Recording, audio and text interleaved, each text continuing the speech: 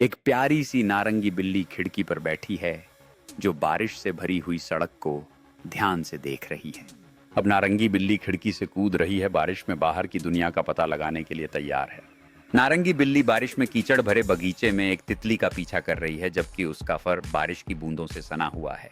नारंगी बिल्ली अंत में अपने पंजे से तितली को हल्के से पकड़ लेती है। उसके चेहरे पर आश्चर्य और खुशी का भाव है। नारंगी बिल्ली बरामदे पर बैठी है, अपने गीले पंजों को चाटते हुए रंग बिरंगे आसमान को देख रही है।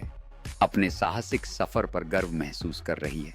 नारंगी बिल्ली अपने साहसिक सफर के बाद अब घर के अंदर एक आरामदायक कंबल पर सिकुड़ रही है, सुरक्षित और गर्म महसूस कर रही है।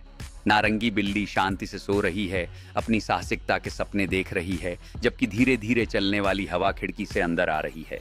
नारंगी बिल्ली एक खिंचाव के साथ जाग रही है। उसकी आंखें धीरे धीरे खुल रही हैं क्योंकि सूरज की रोशनी कमरे में भरने लगती है।